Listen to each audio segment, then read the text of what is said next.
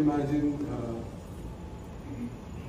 as an urgent matter, kulang sa budget, walang budget, nasa dyan yung budget, wala sa amin. Ganun sitwasyon na. So, what we wanted to convey was ICI as it is today does not have enough hours to be able to execute as quickly as we can what we need to do.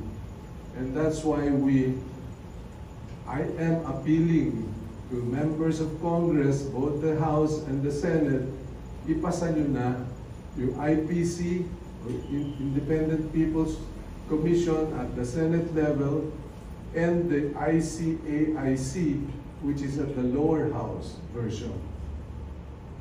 They committed that they will pass it before the end of the year. So hopefully by the end of the year, we will now have a much stronger independent commission with proper powers and authorities.